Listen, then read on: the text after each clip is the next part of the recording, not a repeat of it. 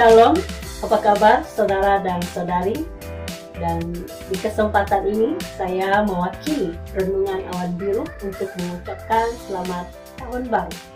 Semoga kita sentiasa bersemangat untuk berada ataupun menghadapi tahun 2021. Sebentar kita akan mendengar perkongsian, oleh itu jangan berganjak dari screen Anda. Sila bersama saya sehingga selesai.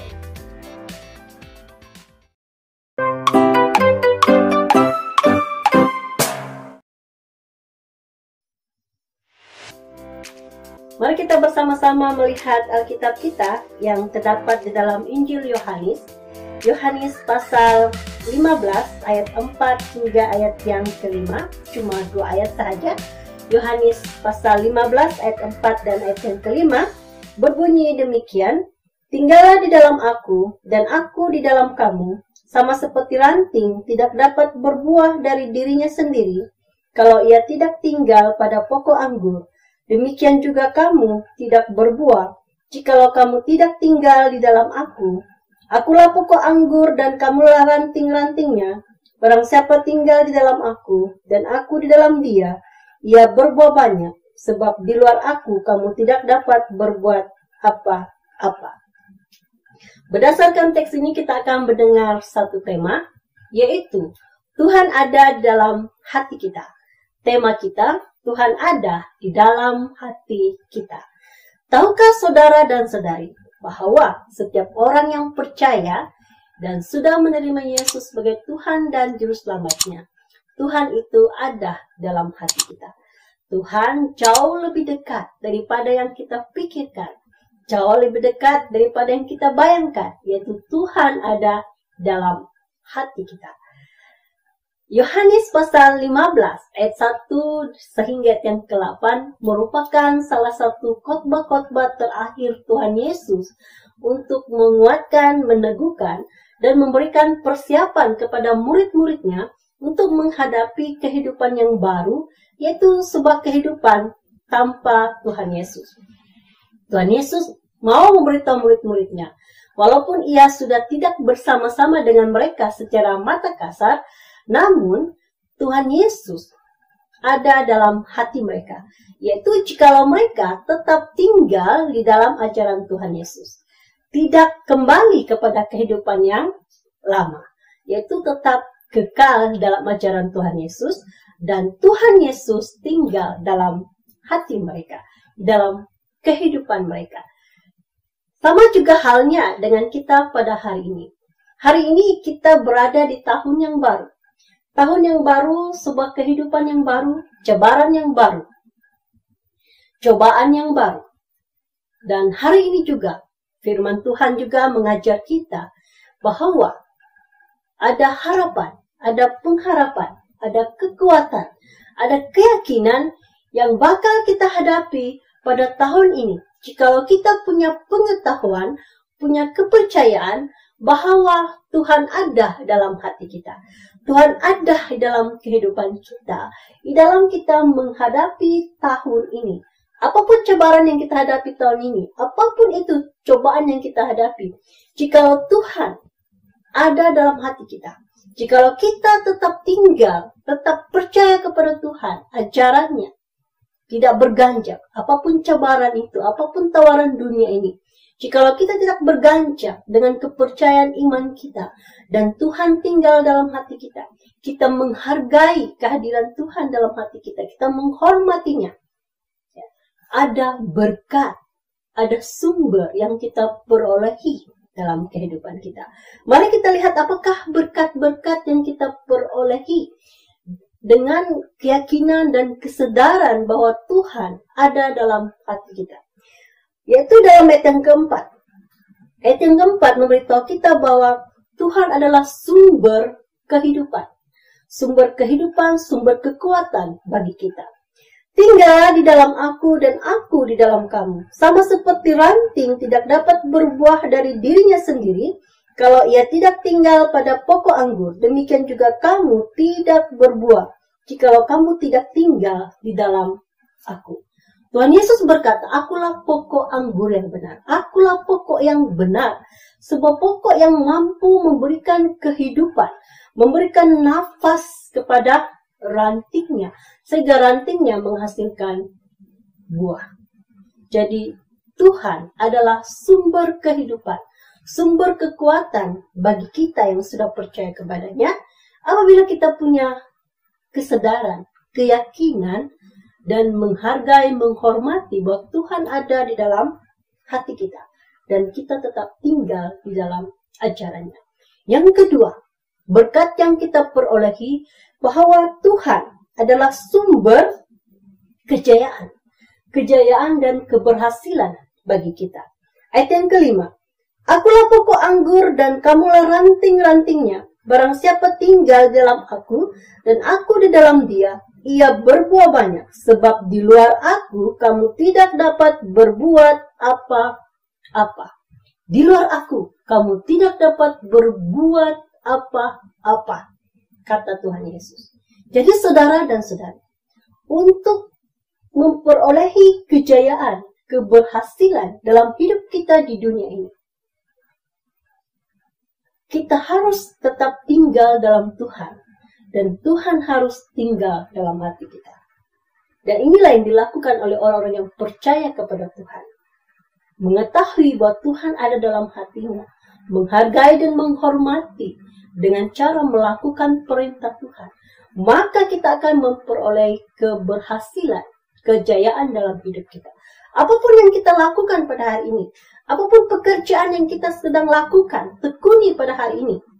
Sama ada kita sebagai nelayan, petani, sebagai pekerja di pejabat, kantor, ataupun kita sebagai cikgu dan sebagainya, ataupun kita cuma tukang bersih, ataupun kita sebagai seorang juru jual, ya, berniaga.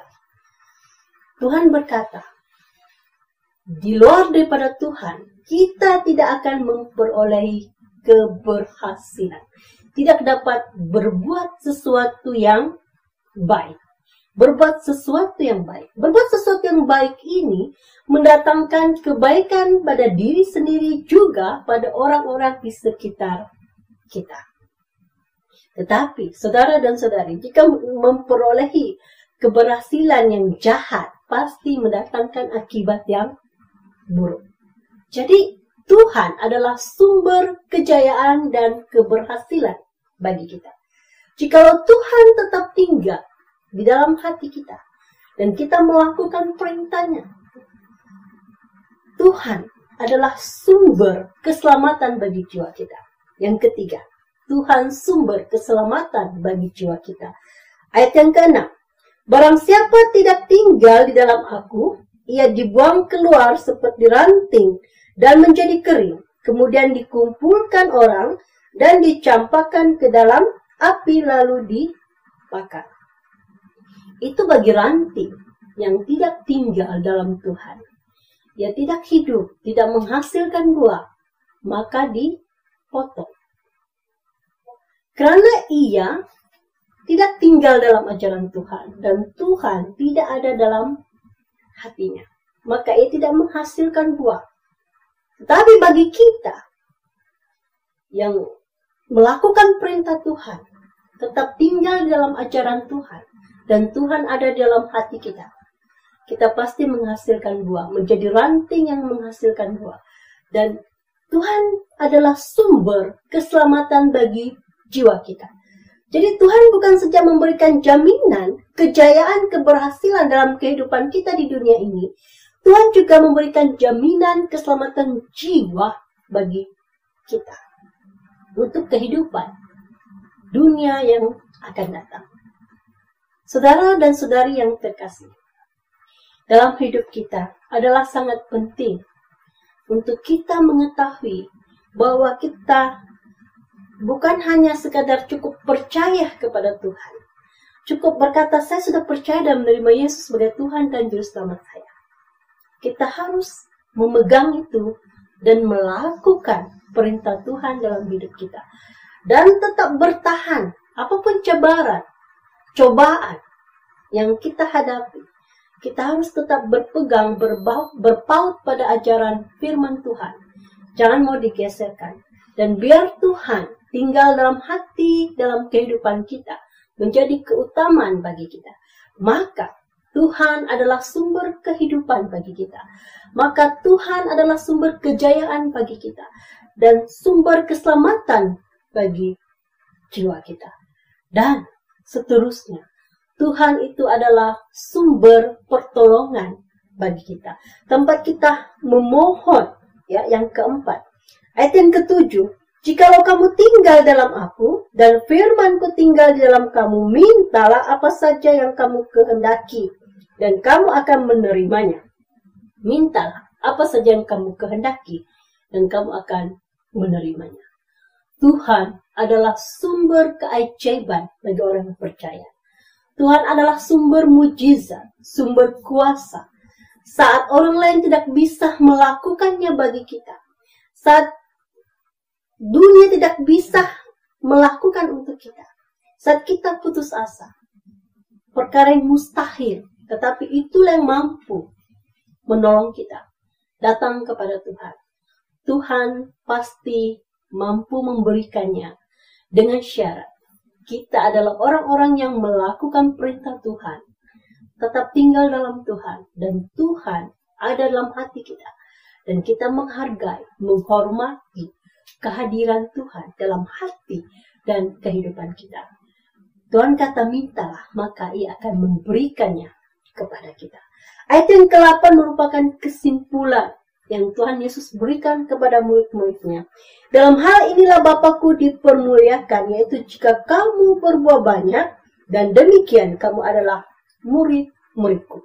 Saudara dan saudari, ketahuilah segala sesuatu yang kita lakukan, kita kerjakan, semuanya itu adalah satu persembahan yang kita persembahkan kepada Tuhan.